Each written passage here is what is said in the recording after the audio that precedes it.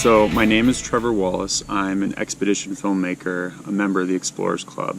I'm currently in Tuvan in southern Siberia on expedition making a feature film about a group of archaeologists excavating the largest Scythian tomb, oldest Scythian tomb ever found. As you can see, I'm surrounded by mosquitoes and out in the field, this is what it's like. I would love to share some tips with what it means and what it takes to be an expedition filmmaker, and what I've learned over the past, almost 8 years now doing this work. I think first and foremost, it's important to make the connections with the people that you're working with. For instance, if your subject matter is archaeologists like me, learning about archaeology, being passionate about archaeology, reading, researching, so you can really become part of the team. You're not just a filmmaker, aside from it, you must be a team member. So on this project, I've done some digging, I've done a lot of research on this subject, and I've gotten really close with my archaeologist friends. Say if you're doing a documentary about mountaineers, you need to get some mountaineering skills, you need to know the history and understand that, and become a team member of those people. In terms of equipment, I like very light equipment. I use small Sony mirrorless cameras. They're not super big, but they shoot in 4K. They can also shoot slow motion, 120 frames per second, which can get really beautiful shots. And they have great auto focus of facial tracking, especially with the Sony a6300. It's a great camera, and it's the one I've used for the past 3 years doing this project. I think one thing that a lot of first-time filmmakers forget about is audio. Recording good audio is so important to your story. People worry about, do I need a Red Epic or an Arri Alexa camera to make a film? But you don't. What you need is a story, and audio is 50% of your story. It's audio visual. Half of what you're seeing and half of what you're hearing that brings you along. So I think first and foremost, it's making sure you have a good story, not just an interesting topic, because there are many interesting topics out there. People who juggle machetes, or somebody from the South Pacific who makes pizza. But what is the narrative arc? What is the journey, or the dynamic, the relationships? So for me, that's when I decide what topic I'm going to choose. It has to be a story of people and a human story, and not just a bunch of interesting facts.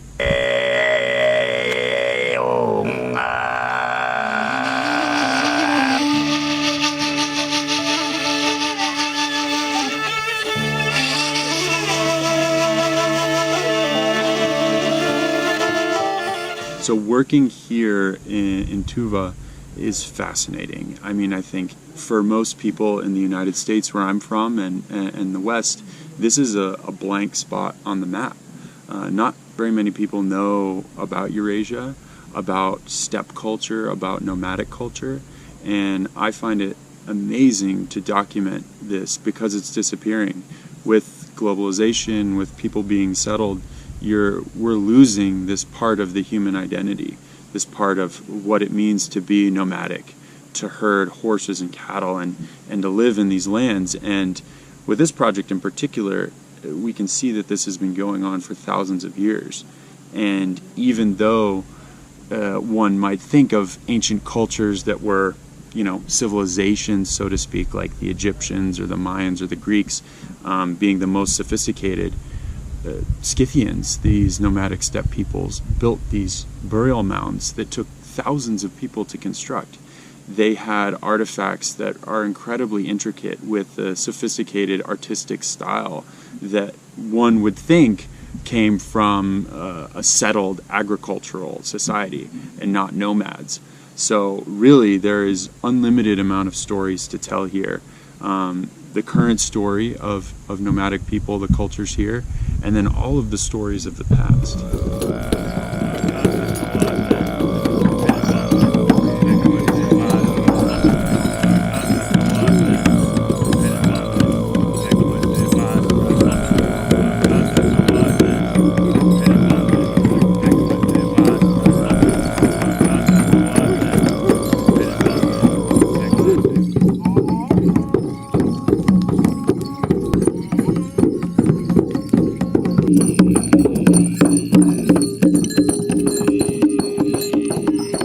I think for me, understanding how modern nomads continue to exist in a time where cities are getting bigger and people are flocking towards the small city centers, and how they maintain their traditional livelihoods. For instance, we interviewed some nomads in the taiga forest this way, and they use solar panels, they use cell phones, they have even tablets, but these are all things that help them continue their traditional lifestyle. It doesn't match with our kind of idea of this exotic other person, but really they're living a totally different life, and this technology helps them continue their seasonal migrations, their relationship to animals, the freedom that they have.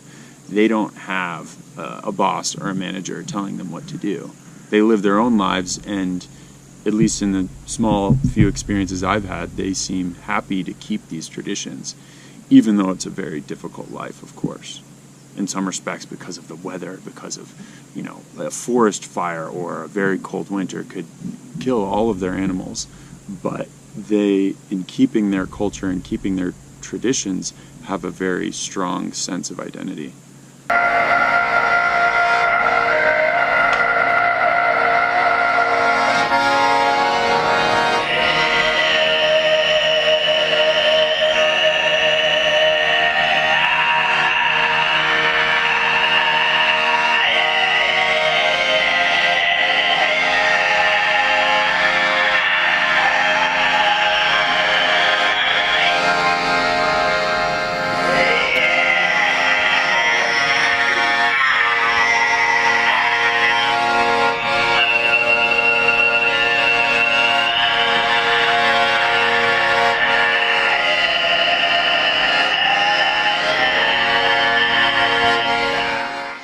Yeah, so I feel really lucky to be here doing this project in what they call the Valley of the Tsars, or the Valley of the Kings, where there's so much history, these royal burial mounds that very few archaeologists get to excavate, and very few foreigners really get to come.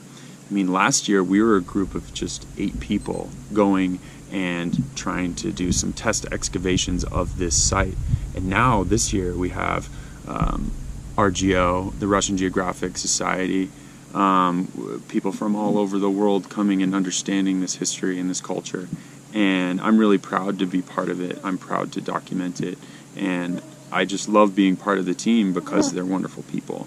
The archaeologists I work with are so hardworking, they're so dedicated, and they do not shy away from any of the challenges, because it's not an easy place to work. In some cases the weather is very intense. We've had torrential rains, we've had hailstorms, we've had our transport be damaged. This kurgan is in a swamp, which is very unusual. We're constantly surrounded by mosquitoes, but we have an amazing time. We enjoy each other's company. We push each other to do the best possible work that we can, and we support each other as well in doing different things. I help in any way I can. I work in the kitchen here sometimes, peeling potatoes. That's not, usually I'm flying drones or filming things, but I am part of the team as well. Yesterday we moved large beams to reconstruct our bridge, pulling these very heavy logs through the river. And that's just part of being out here, and also part of why I love it.